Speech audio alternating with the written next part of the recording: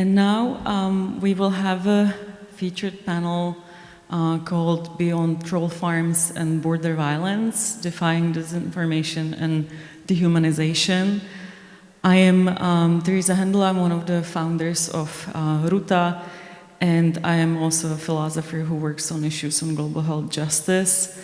And I have been last year, or even maybe it's a bit longer, we were together on the EU-Polish border with Belarus. So this is also how I came to moderate this panel, because I visited the site that we will be speaking about today.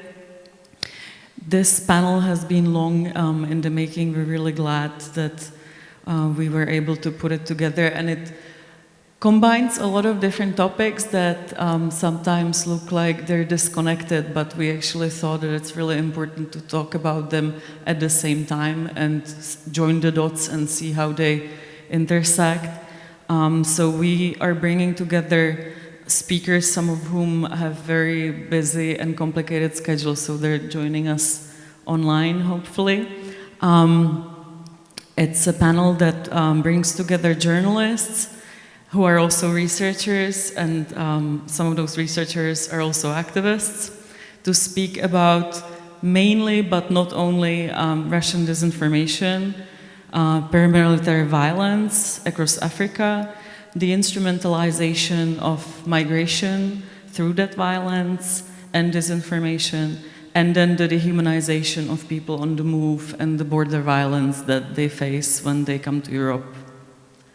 And it is my honor to welcome with us Philip Obaji, who is a journalist who has documented human rights abuses and exploitation by Russian paramilitaries deployed in West and Central Africa. His investigative work has been published by some of the world's most precious media outlets, has received several recognitions for his work, including the 2022 Jane Brunette International Human Rights Prize, the 2023 One World Media International Journalist of the Year Award, the 2024 Homo Homini Award, and the 2025 Knight International Journalism Award, and lastly, the 2026 Theodore Hacker Prize for Political Courage and Integrity. So his work has been really influential and incredible, and I am skipping through a lot of his achievements that you can find when you'll see the full abstract of this featured panel and the bios online. We want to go through them quickly so that we have more time for discussion. Ruslan Trat is a Bulgarian journalist, security analyst, and author based in Sofia. Over more than a decade of work, he has built expertise in OSINT, Eastern Europe, Central Asia, Syria, hybrid warfare, mercenary groups, and information operations. Trad has reported from conflict zones and sensitive regions, including Lebanon, Turkey, Iraqi Kurdistan, Saudi Arabia, Tunisia, and Thailand. He is a non-resident fellow at the Atlantic Council's Digital Forensic Research Lab and a member of the Association of European Journalists in Bulgaria. Then we have in the room with us Natalia Judzinska, an assistant professor at the Institute of Slavic Studies of the Polish Academy of Sciences. She is a cultural studies scholar and activist. Her research interests focus on Holocaust and anti-Semitism studies and the material and spatial dimensions of the ongoing humanitarian crisis at the Polish-Belarusian border. She is a co-initiator and member of the coordination group of researchers on the border and part of the Border Deaths Monitoring Group. Since 2021, she has been providing direct humanitarian support to people on the move and the Polish-Belarusian border. And then we have Samer Arkavi, who is a Syrian researcher, migration scholar, activist, and filmmaker based in Slovenia. After being displaced by the Syrian conflict and undertaking a complex migration journey across several countries, he settled in Slovenia, where he transformed his lived experience into a foundation for research, advocacy, and public engagement. He is affiliated with the Faculty of Social Work at the University of Ljubljana, where his work focuses on migration studies, refugee perspectives, border regimes, and collaborative knowledge production. And we're really, really happy that he was able to make it here, because from the start of thinking about this panel, we wanted to have someone here in the room with lived experience of what we will be talking about, because that's the ground from which we should think from. So now I will give the word to Philip Obaji, who will tell us a few more words about what he sees from his perspective on this topic. And after the short talks and presentations, we then will have a discussion at the end. And when you have questions, please start thinking about them, and we will open it up to the public. So Philip, so happy you are here with us again. Philip was with us online last year. Sadly, we still weren't able to bring him here in person, but it will happen one day. The floor is yours. Thank you very much, Teresa. And hello to everybody. I'm so glad that you could all make it to be with us today. And I regret that I couldn't make it in person. I wanted to, but sometimes what you propose don't happen as you wish. For the past 7 years, I have spent much of my career as a journalist investigating the operations of Russian paramilitaries spread across Africa. And I have uncovered dozens of human rights abuses, including rape, torture, and then massacre of civilians in the Central African Republic and in Mali, especially those two countries. And I have tried to bring attention to the atrocities committed by Russian paramilitaries, first under the Wagner Group and now rebranded as the Africa Corps. But there's another aspect where the Russians have had so much of influence, and that is in the area of propaganda and disinformation. And they're not just doing it from Moscow or from St. Petersburg. They are hiring trolls, paying many media outlets in Africa to spread pro-Russian narratives, narratives that discredit the West, narratives that make Ukraine look like the aggressor as far as the Russia-Ukraine war is concerned, and narratives that is aimed at making ordinary Africans develop hatred, deep hatred for Ukraine, and hatred as well for any country that does not agree with what Russia does. I have tried to bring attention to these issues. I have gone around Europe to draw the attention of European policymakers, European leaders, lawmakers into this issue. And I have to be honest, I wasn't getting too many interest from Europe until it became clear that Africa had become a launchpad for Russian disinformation targeting European democracy. And of late, we have seen, especially those of us in Africa whose job is to follow the rules and understand what they want to achieve. And we have seen how many Africans have been hired and used to create content targeting European elections. A typical example was last year when the Netherlands had its parliamentary elections in September. And in that situation, we saw how more than 550 accounts were created from Africa. These accounts bear Dutch names, had profile picture of people who they wanted to believe were Dutch. In fact, they had accounts created using the names of popular Dutch politicians. And more than 250 of these accounts were created from my country, Nigeria.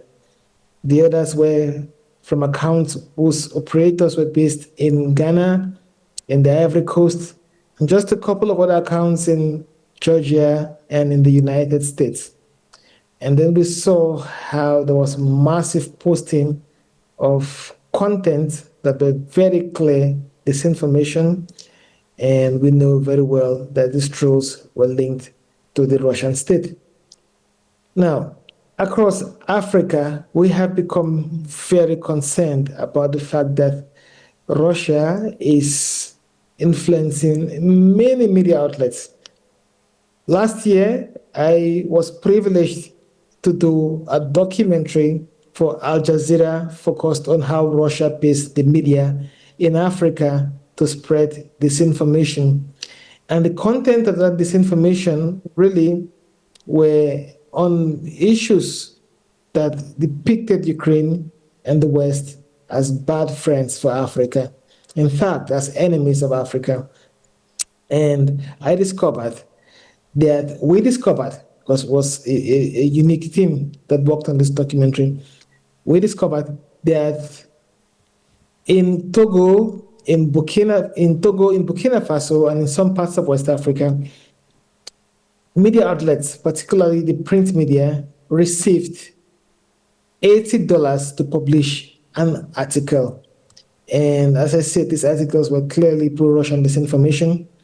And we're not talking about one article or two, we're talking about dozens of articles.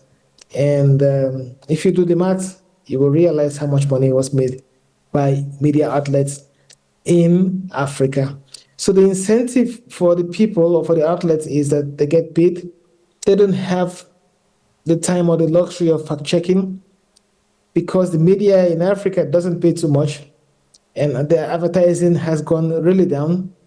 So people, media operators really feel the need to accept money from sources which they have refused to confirm, and they just go ahead and publish these materials. So the issue is this: in Africa, we are facing a campaign by Russia to discredit those it sees as its enemies before Africans, Ukraine, Europe, the US, Canada, and what have you. But that's not all. Africa has become a launchpad for disinformation targeting Europe. And also, Africa has also become a veritable platform where Russia feels that it can use to create conflict or crisis on EU's borders. And I give you with an example in Niger. In 2015, 2016, Europe was facing a huge migration crisis, and not just from the angle of the West African route, but also in areas close to Eastern Europe. And but from the Africa angle, the EU was concerned about the hundreds of migrants attempting to cross into Italy, Malta, or Greece. And to give you a context, the vast majority of Africans who attempt to travel to Europe usually converge in a place called Agadez. It's a town in central Niger. And in Agadez, hundreds of people travel every Tuesday in convoys across the Sahara Desert into Libya, from where they try to get on boats that take them across the Mediterranean Sea to Europe. And in 2015, the EU put a lot of pressure on the government of Niger, which in turn pressured the parliament to enact a law that criminalized people smuggling. And that effectively reduced the number of migrants drastically that converge in Agadez in an attempt to cross to Libya. But what happened after the pro-Russian military junta seized power a couple of years ago? One of the first actions it took was to abolish that law, which in effect decriminalized people smuggling. So as we speak today, we have hundreds of people back in Agadez trying to cross every week to Libya. And I have also listened on local radio channels in Niger, and I've heard pro-Russia commentators encouraging Africans to converge in Agadez and telling them that Europe is looking for ways at which it can hire Africans to work in very lucrative jobs. And we have seen attempts by the Wagner Group to help people cross the Mediterranean Sea from Libya, from the coast of Libya, into Italy, Greece, or Malta. So you can see that Russia is also looking at somehow pushing migrants from Africa into Europe. and making every effort to make Africans convinced that that is a beautiful platform or avenue to get to Europe. I can speak more, but very briefly, I'll just talk about the recruitment of Africans into the war in Ukraine. And we have seen many Africans, women being recruited to the Labuga Start program where they are forced to assemble Iranian made drones that Russia uses to target Ukraine. And we have seen and heard how multiple African men have been coerced into traveling to Russia, but eventually they are made and pushed to fight on the front lines in Ukraine. So I'll leave it there. Thank you. Thank you so much, Philip. And now we go to Ruslan. Hello, everyone. I'm also very sorry that I'm not in person. I tried everything, but unfortunately, that is the situation. Hopefully, next time we'll be there.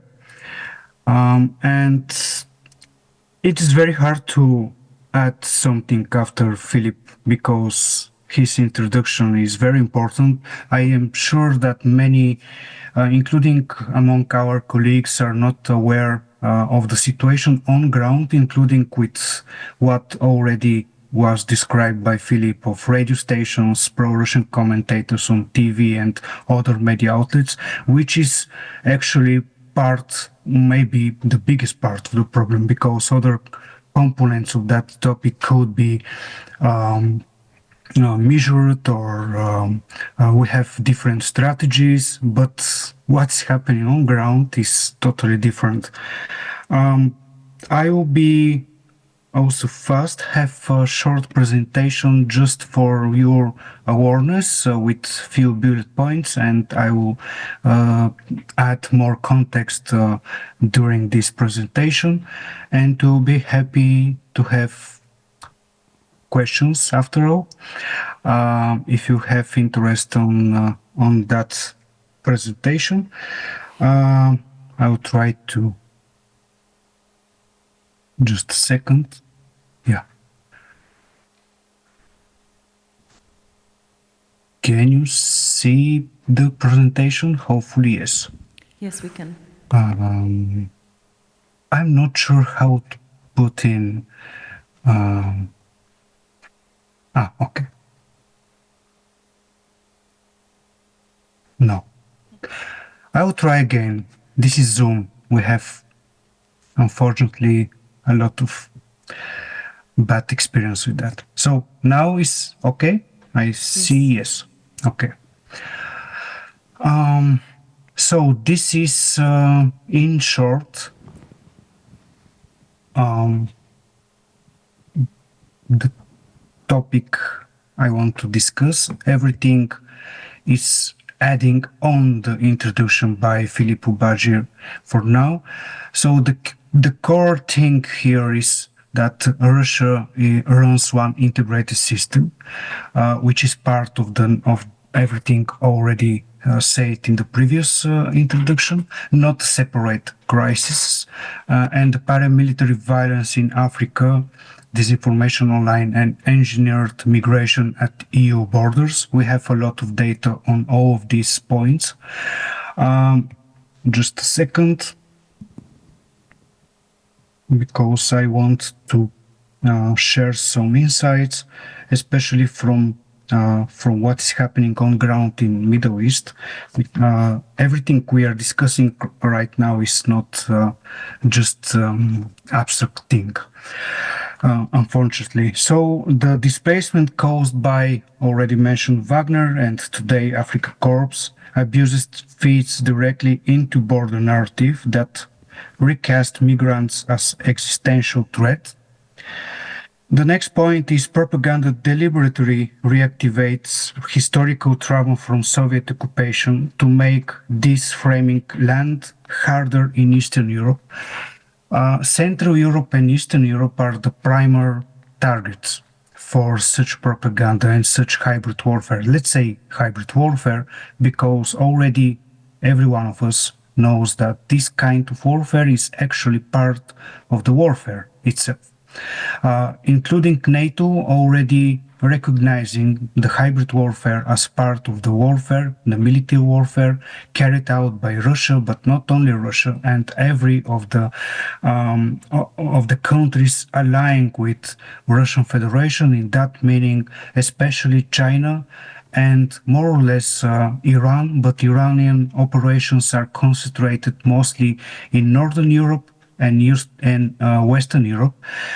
There is a different dimension of propaganding between Iranian assets and Russian assets, cultivating, for example, links and relationships with nationalist fractions in Eastern Europe and the Balkans. We have examples from Bulgaria to Poland or different groups that they're spreading even now these sentiments. Recently, and I will stop with that context here, recently from Bulgaria, for example, member of the parliament of Bulgaria from the nationalist and pro-Russian party Revival, they attended the funeral of Ali Khamenei in Tehran because they were invited from the embassy of Tehran in Sofia, and the announcement because why they are invited, because they are part of this, let's say, axis of resistance based in Europe. This is a paradigm very important for the propaganda of the Russian Federation and Iran. So this is part of the core argument of my presentation here as part of this panel, that all of these theaters are interconnected, not separate each other. I already said about the historical trauma widely used by Russian Federation, but also by Iran in different aspects.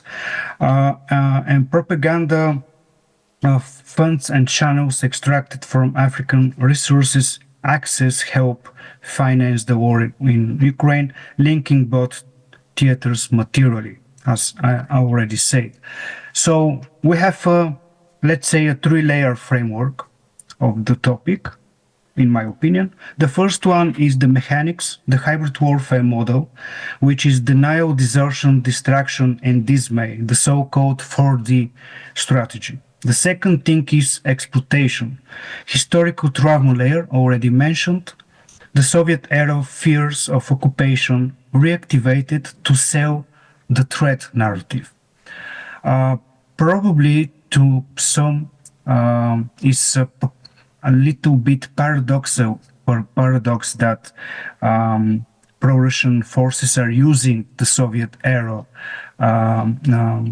trauma of occupation of different parts of Eastern Europe, but it's very successful, especially in the part of Europe where I'm based, but also have such examples for very successful using of such propaganda in other parts of Central and Eastern Europe. And the third part is resistance, solidarity without mimicry, extending inherited memory into empathy, not exclusionary nationalism, which is the hardest part, of course.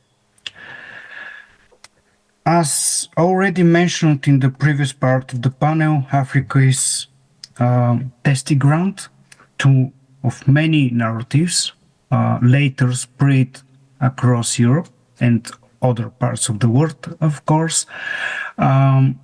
Back in 2018 and 19, with my colleague Kirill Avramov, we collected different data and speaking with people on ground to have material for our future book on Russian mercenaries. It was published in 2020.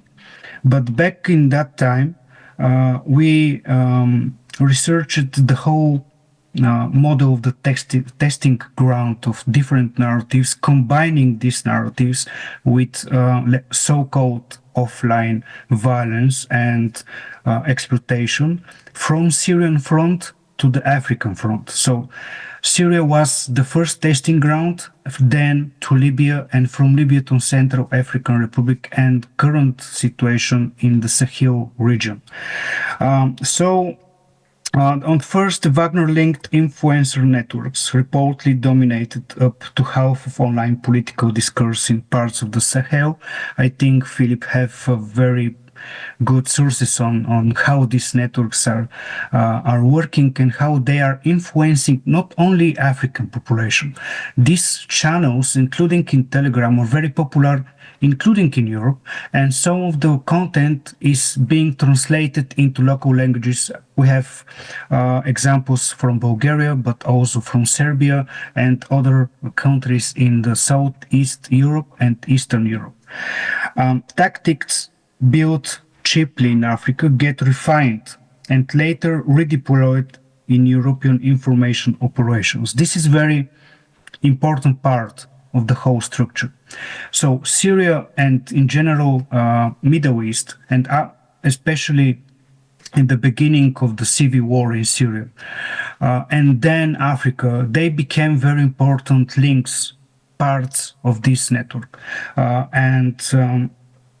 In Africa, and from Madagascar to Central African Republic to parts of Libya, parts of Algeria, and the narrative surrounding everything from daily life to military activities is widely used for this propaganda and narratives, so they can refine these narratives and then deploy the same structure in European context, especially when Russia wants to bring attention of the European population skeptical to the EU, for example, or supportive to Iran and to Gaza because of the wars in the Middle East and the sentiments right now in solidarity with the Palestinian cause. So these narratives are mixing, and the Russian influencers, unfortunately,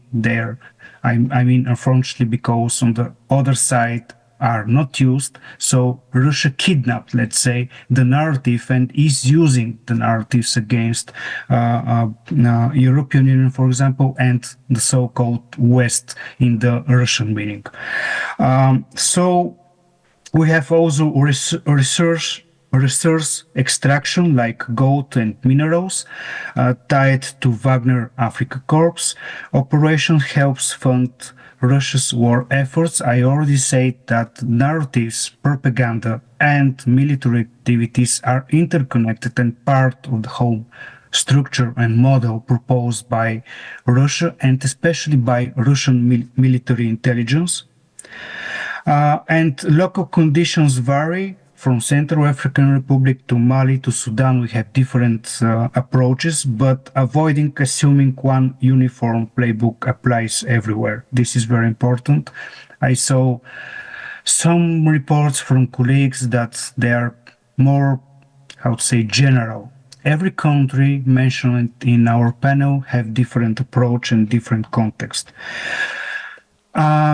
And Europe borders, the so-called the second front, already mentioned by Philip in the previous part, that this is part of the strategy, very successful part, unfortunately, and even more unfortunate, the European governments are not understanding very well the deep sense of this structure and how Russia is using such topic as migrants and the wars in sub-Saharan Africa and the insecurity in that part of the continent.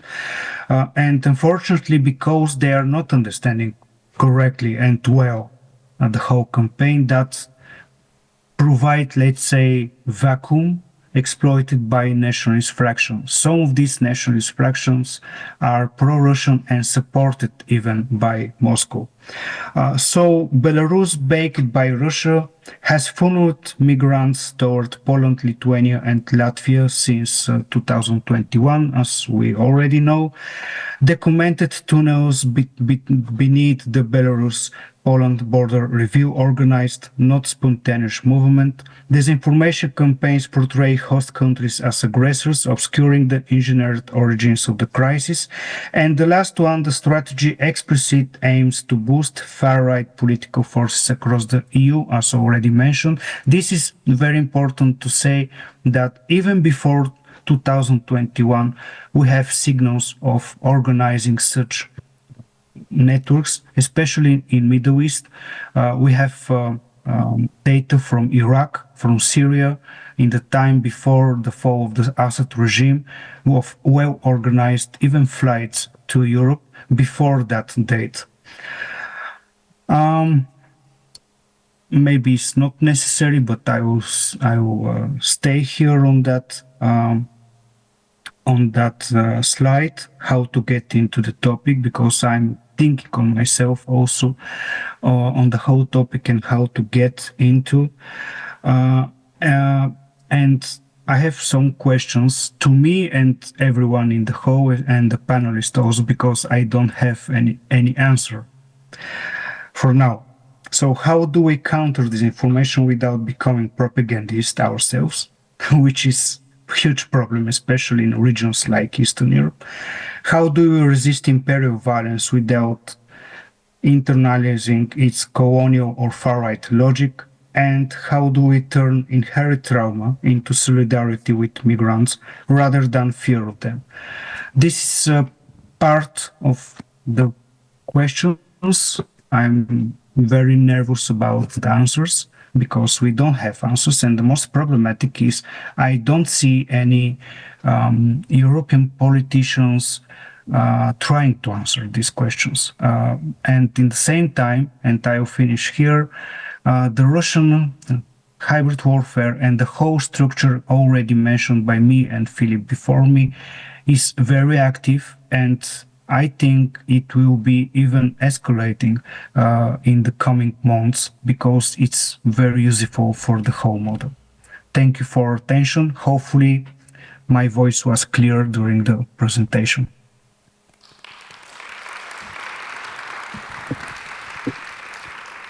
Thank you, we could hear you, and now the word goes to Natalia, who has a presentation about the realities of the border. Hello, we'll wait for the presentation.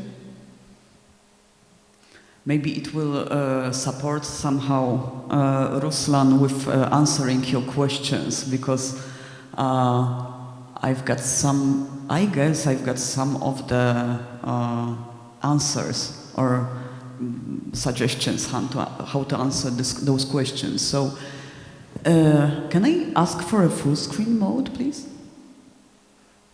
Oh, thank you. Okay. I will start with this photo. It's a railway crossing on the Polish-Belarusian border in a town called Gobiaty. So now we can see like this very symbolic gate with to Belarus with the sign that says Mir. I do not need to translate it. And in front of this, we've got these beton blocks, concrete blocks, which were put there by Polish army as an answer for a gossip that the Wagner group appeared in the area of Belarus. But yes, like to also like to say a bit more about the instrumentalization of migration on Polish-Belarusian border.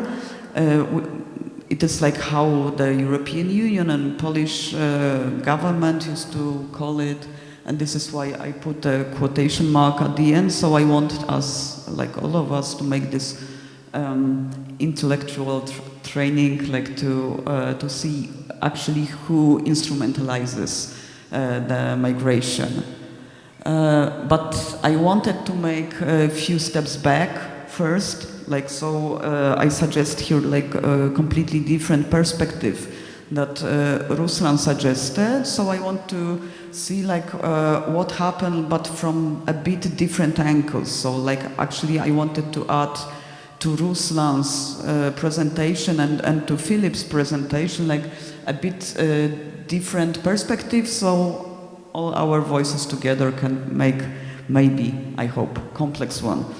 So in 2020, we know in Belarus there were presidential elections which were fraudulent again, and this caused the anti-governmental protests, like huge anti-governmental protests and huge repressions, governmental repressions on protesters.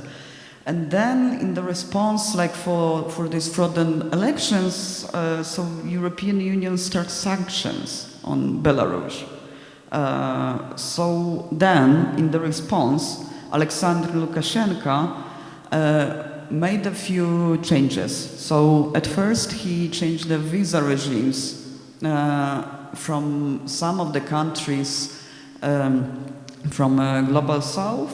Then he allowed few airlines to land on Minsk airport, and then he opened also, like allowed to open, not Lukashenko opened themselves, but allowed to open few tourist agencies in Damascus, in Beirut, in some of the cities, like tourist agencies inviting for a visit to Belarus. So in one word, he just stopped agreement with European Union of externalization of European borders.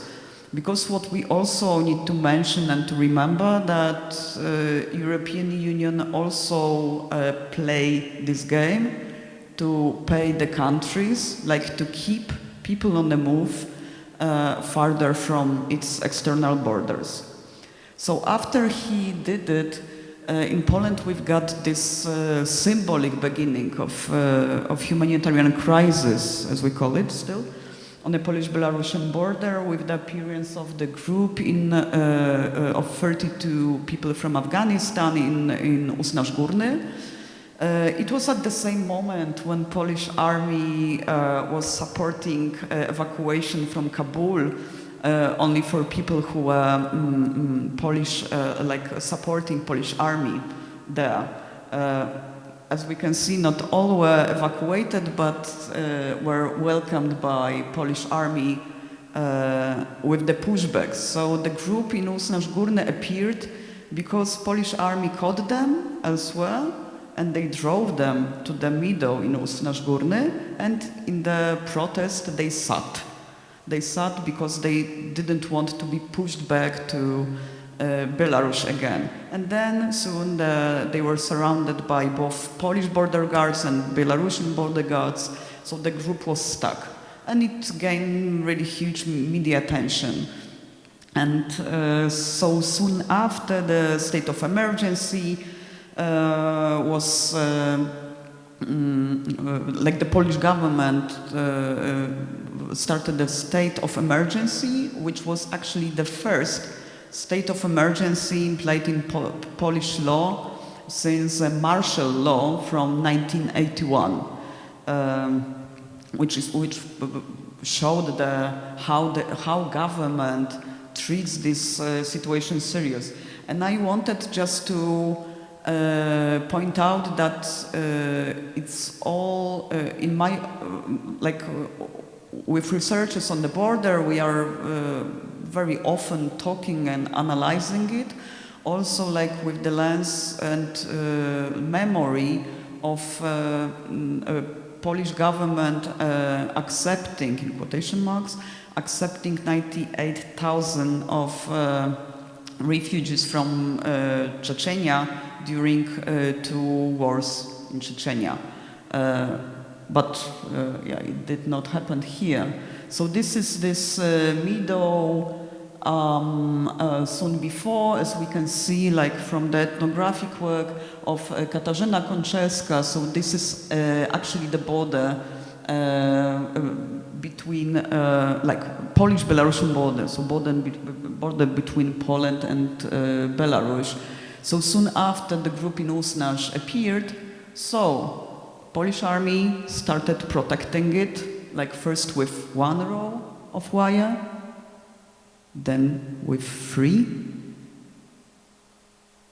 then with small fence, and then February 2022 appeared. And actually, Poland, at first, where I was actually at the moment of the outbreak of the Russian aggression on Ukraine, I was actually in Podlasie, in border region. So I was afraid that Polish government will respond in the same situation that they responded to people on the move on Polish-Belarusian border. But helpfully they did not, but they instrumentalize this. And this is like picture from Wojska Ochrony Terytorialnej, Territorial Defense Forces, when they made this meme with great, in their opinion, explanation who's the migrant and who's the refugee. Uchodźcy in Poland is refugee. So, and Grupa Granica, also the border group, so the group of activists operating on Polish-Belarusian border also pointed it out. So soon after this instrumentalization took a next step, and companies connected with the then ruling party, far-right Law and Justice Party, Prawo i Sprawiedliwość, without tender, and this information comes from Inga Hajdarowicz and mine research, so without tender the Polish government decided to build the wall. So this is the wall. It's not standing on the Polish-Belarusian border, on the borderline, but it's deep in the Polish territory, like between 1 meter, 1.25 meter to 7 meters, like deep in the territory. So actually, technically, the person on the move can stand right in front of it and apply for asylum. So, because what I did not say at first, from the beginning, from 2021, people on the move were pushed back, even if they wanted to claim asylum, the international protection in Poland, so they couldn't. They were immediately pushed back to the other side. Then when the wall appeared, so exactly through those gates, you can see this small gate. Border guards and authorities call it service gate. We used to call it pushback gates because, from the information of from people on the move, so they are being pushed back through those gates. And after a government change in Poland, activists and civil society thought that situation will change. And of course it changed, but not for a better. It changed for worse. So you can see, like, in front of big wall, there is this smaller one. So actually, and also like this is like electronic barrier, so-called electronic barrier here as well. So it is how the wall changed. It was so it's being like improved and improved. And here we've got a place where the land border meets the river border. So you can see that here everywhere concertina reservoir, and also like this concrete elements inherited after this information of presence of Wagner group in the area. And soon after, the wall will also change. So the additional poles were added, as you can see, to prevent people from entering, from crossing in a different way. This is the same, like the picture from the same location, and like the latest invention, let's say. I hope you hear the irony. The latest invention is like a concrete road alongside all the fence and a new type of electronic. And why instrumentalization? I want to really like to recommend, because at first I thought that maybe I will show you the data of the border guards, but I think that there are other actors as well who show the data from the Polish-Belarusian border. It's our friends from We Are Monitoring Association. It's the association that from the beginning is present on Polish-Belarusian border and gathers all the data provided by activist groups. So actually, here, from the beginning, like of the humanitarian crisis, we can see the tendencies of a movement. Like we've got like the numbers which are shown here, so these are call for support and support that was delivered.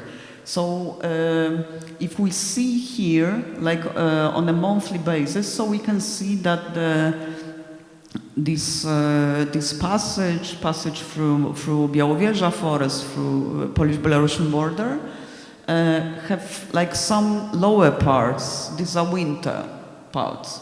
So actually, the Polish government also instrumentalized this after 4 years. So they got an information like from their sources and I don't know what else, that the biggest movement is from the middle of March, let's say, until September, sometimes October.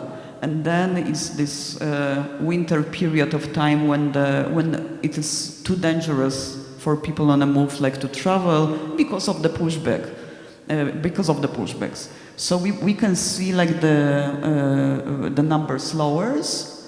So I wanted just to show the very long quotation. I won't read it, from Anastasia Kazanowicz, who also analyzed the instrumentalization of migrations, like this term, on not only on the Polish-Belarusian border, but also. So it's like the Polish government used this term, instrumentalization of migration, by the Belarusian regime to stop people on the move to enter and to have their human right, because like right to asylum is a human right.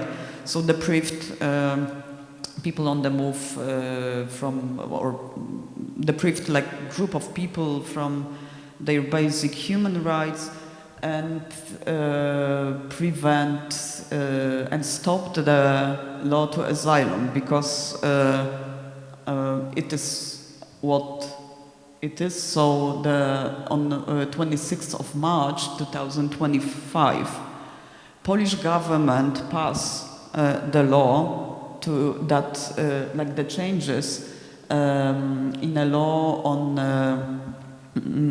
international protection in Poland, that that the government have the law to not to accept, like in the special conditions when there is this instrumentalization of migration. So the right to asylum is suspended.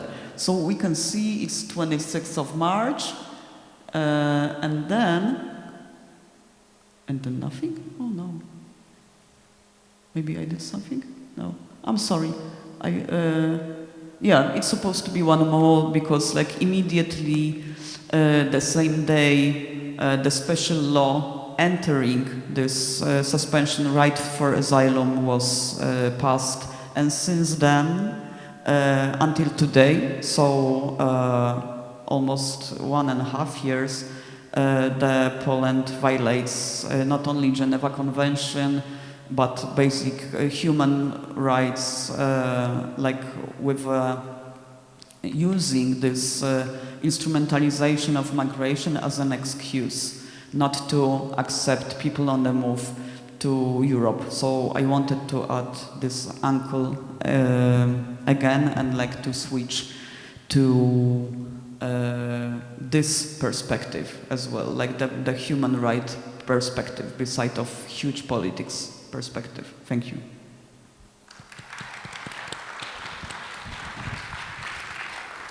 Thank you, Natalia. Now we have Samer.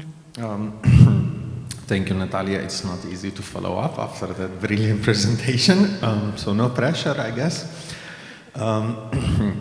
I'm really happy with the presentations and the whole switch from the macro level, talking about the different perspectives and coming to the personal experience. And following up Natalia's brilliant presentation, seeing the pictures of the Belarus-Polish border brought the memory when I was there this year, as well as last year.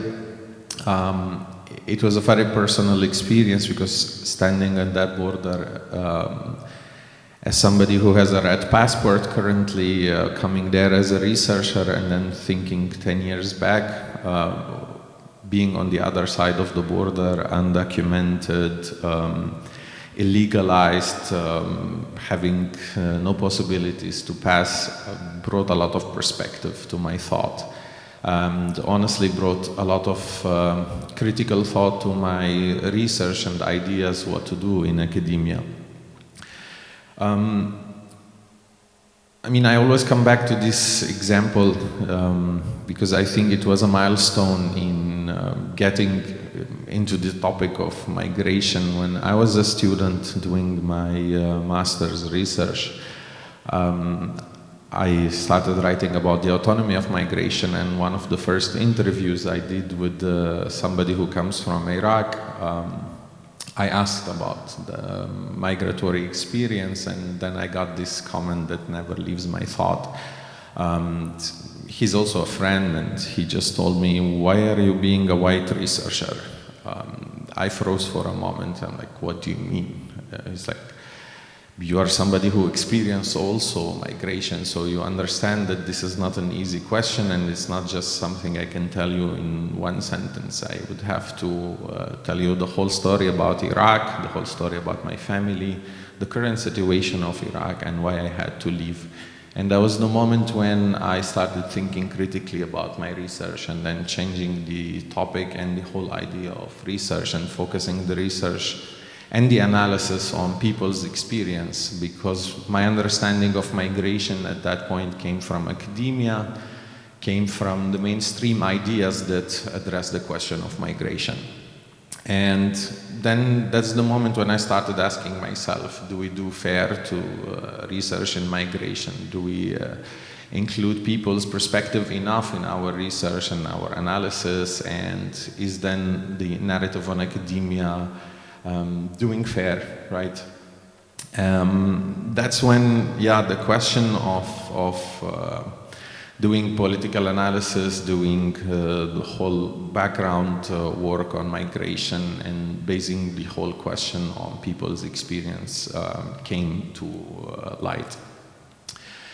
I mean, today we are speaking about disinformation, dehumanization, and I think all the presentations shed really a good light on all the points and topics. And in reference to migration, we usually use terms, or we hear the terms such as illegal migrants, economic migrants, Muslim invasion of Europe, creating states and terms to alienate migrants, to dehumanize them, and using all of those terms puts migrants in a space where we already have a predefined perspective on how to perceive migration, as well as instrumentalizing them. And I think that's the part where this information collides with dehumanization. Usually when today's migration is instrumentalized and externalized, and thank you again, Natalia, for explaining instrumentalization well.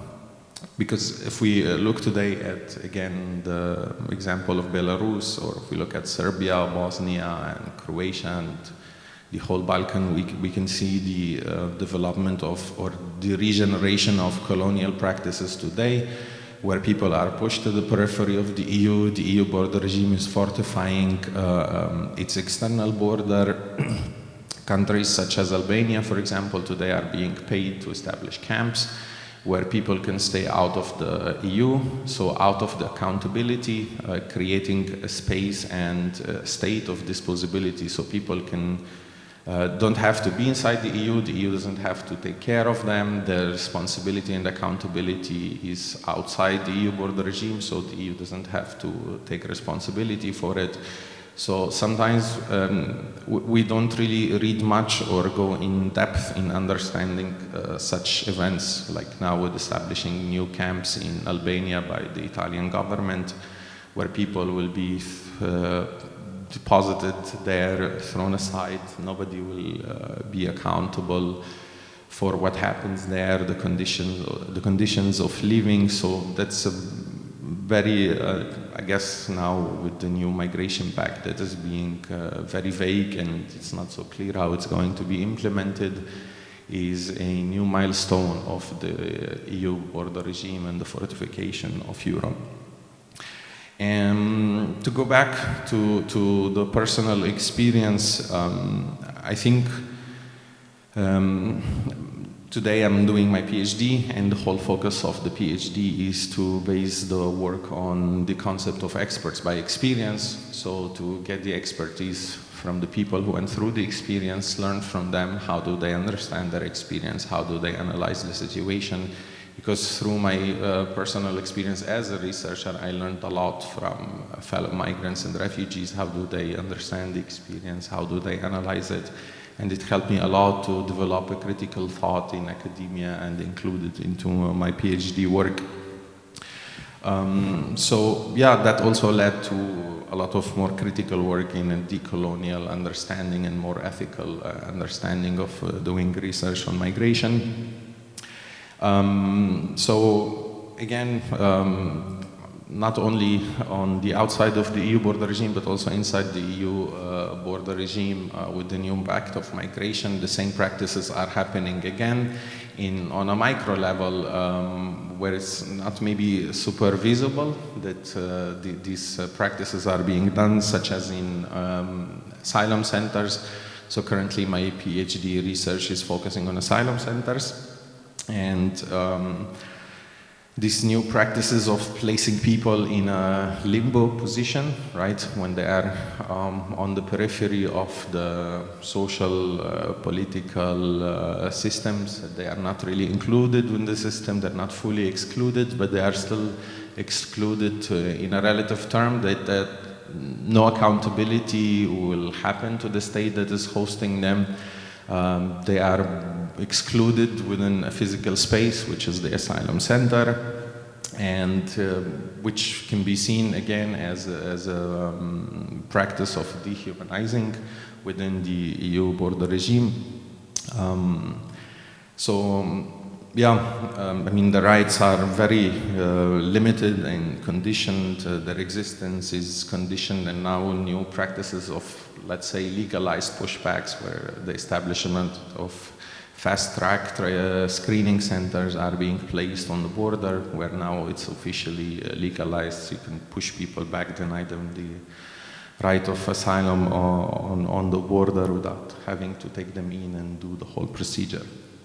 And maybe to conclude, I think the presentation of the previous panelists now, it's still stuck in my head, and also the current discussion on how to understand instrumentalization versus the placement of people, but maybe more in a way in this light of the new migration pact. So maybe I would conclude with if anyone maybe has any contributions into how to understand now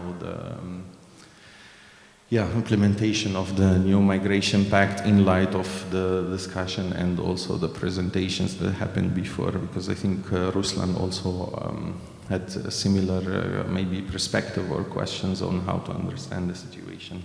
Yeah, I would stop here. Thank you so much.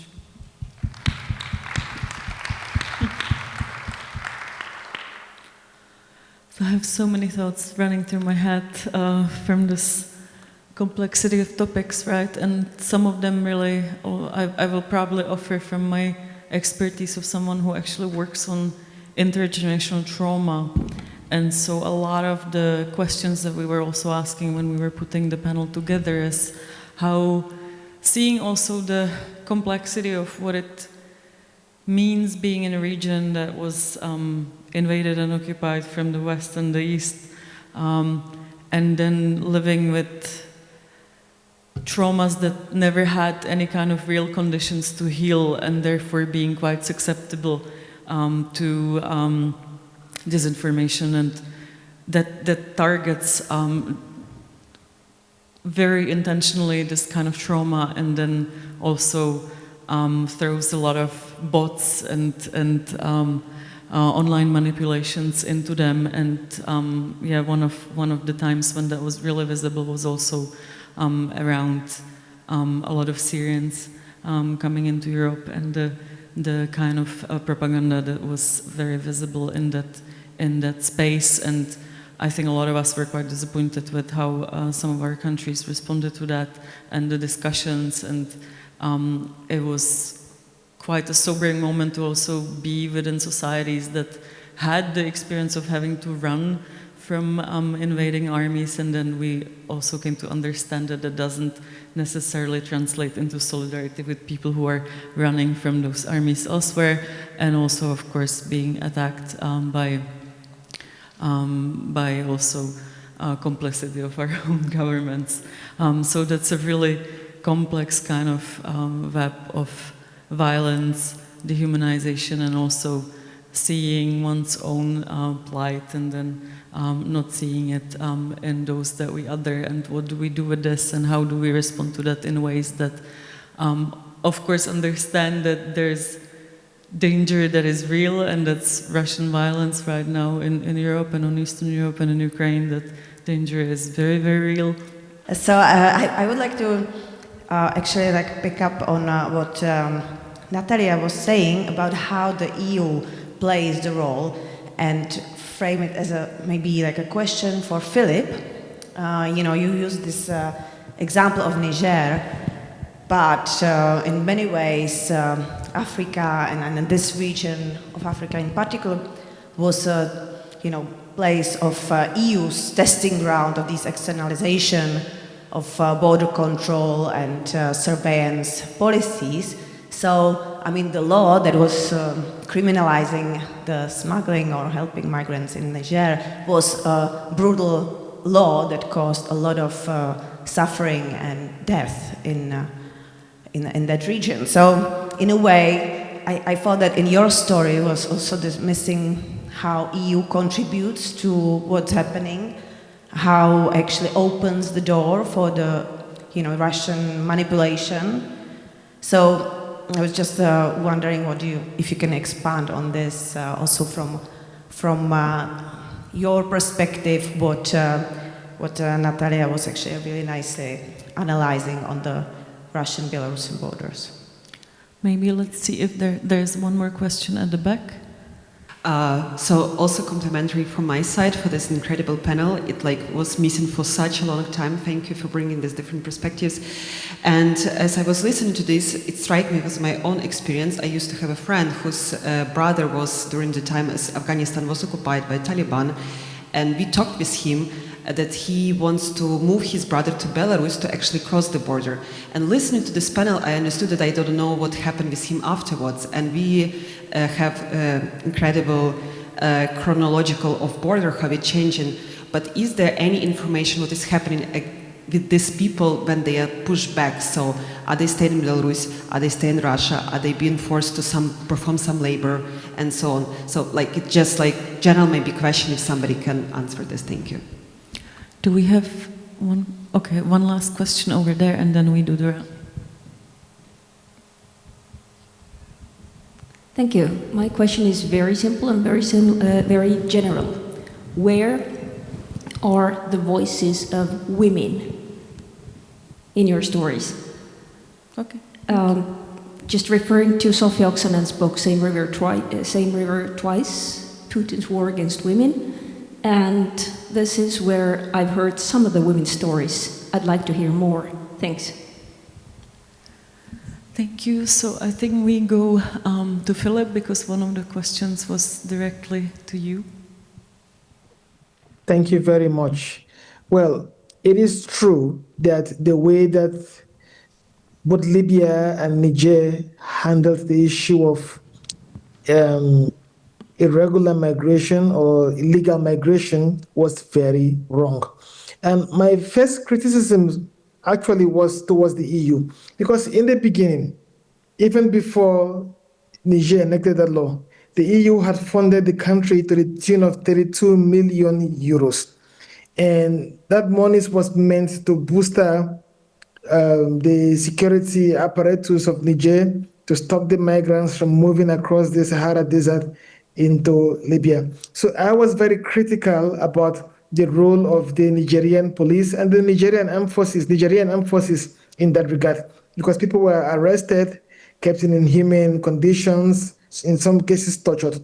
It was even worse in Libya, where the Libyan Coast Guards arrested people and then imprisoned them in very, very inhumane conditions. I don't have too many problems with the entire law that was enacted in Niger. The problem which I have, and it's still the same problem that many people had, was the issue of implementation. There are proponents of that law that I always sought for amendment, but the biggest issue is the way that some of these countries, the Nigerian government and the Nigerian police implemented that law, because the people smugglers will continue to house migrants in Agadez, and those who smuggled them from Agadez to Libya, they continued the business even after that law was enacted. And what happened? The police and the military started to arrest people, lock them up. In some cases, people disappeared, no one heard about them. So the issue wasn't too much of what was contained in the law, but was about how it was implemented, because for some of the victims, some of those who were arrested, the torture of being in detention was even worse than the torture of crossing the desert and then facing death or even abandonment when they fall off the bed of pickup vehicles that are transporting them to Libya. So it is one thing that we still continue to struggle with in parts of Africa, the issue of police brutality, the issue of how laws have been implemented. So it was more of how the Nigerian armed forces implemented that law and the brutality of the police, which is a big issue everywhere. I mean, most places in sub-Saharan Africa. Yeah. Natalia, I think you will have answers to the questions on data, right? Okay. Ruslan, do you feel like responding to some parts of these questions? No, to me it's very important and interesting to listen because I'm searching also for answers. My sphere is a little bit different because I'm working mostly on conflict zones and military developments, but the whole picture is interconnected, and every time when I'm searching for information on the ground in one military conflict, especially in my sphere where we are looking more on sub-Saharan Africa and Middle East, all of the narratives are emerging right after offline actions. So everything I heard already is confirming that this model is pretty active and unfortunately for now is successful. Thank you. Then we go to you. I will try to do it very fast and brief, I hope. Yeah, starting with this heritage of occupation, so I wanted just to point out that not only Russia occupied, actually in the interwar period, I want to kindly remind that Poland occupied Ukraine, Belarus and Lithuania, parts of those countries, so just like to make it clear. And thank you, Teresa, for this category, web of violence, actually. So it's very, yeah, it connects our all angles and points of views, like to make it actually like as an, like intersectional. So, yeah. And I want to, Zuzanna's, I guess, yeah, question on, I want to add one thing to your question, like to Philip, that also like and connect to Summer's presentation and Summer's categories. So experts, but by experience, informs activists in Polish-Belarusian border, in Polish forests, also on what's going on the Belarusian side. Because so it's like the as an activist, we also like during our meetings with people on the move, we sometimes reach an information when people want to talk, want to say, and for example, from them we know that the Russian army recruit people like to fight in Ukraine, like for Russian army, saying that, okay, if you fight, we can give you refugee status here. So, you know, again and again, like this instrumentalization occurs. So I just wanted to add this. And to Eva's question, yeah, what happens with people on the move after pushback? Many different things. Actually, everything can happen. Like people can try to try once again to cross the border and apply for asylum. In Poland, it's no longer possible, so they need to use so-called smuggler services, like to move farther. So it is also like how Polish government facilitates this, you know, unofficial transportation system. Let's call it like this. Some people try to get back from the border zone back to the cities, but also it depends if they meet Belarusian militaries and border guards or not, if it's possible or not. Some of them are dying in the forest. Some of them decides to use this so-called voluntary return, so the flight back to the country of origin. So actually there are many possible ways, and I pointed like the information also that people are dying on this border because it's like the also like the cost of European Union and Polish decisions, like how to behave. So at least for now, according to Border Death Monitoring Group, at least 107 people died only on the Polish-Belarusian border, like according to the decisions. And your question about women's stories. So all the time, like when I'm referring to people on the move, I mean both men and women. And other persons I met from, like, because people on the move, they are people, so there are many people of different genders, different age, from different countries. Yeah,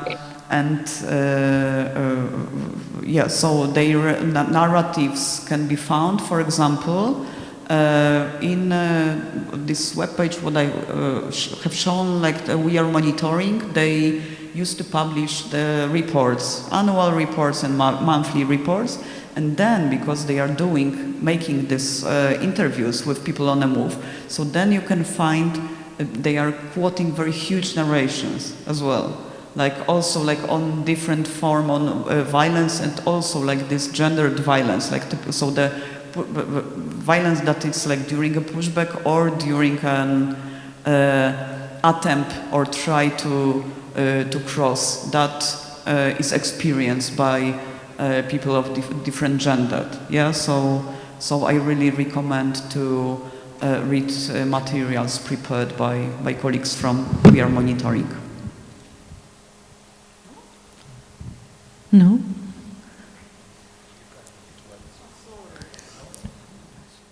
We would love you to have the last word because we need to close the discussion. So this is last chance to say anything if you feel inclined. No, I mean, thank you, Natalia covered it well, so I don't have much to add.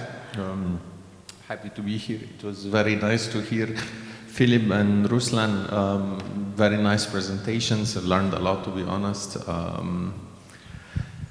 Yeah, thank you, I guess.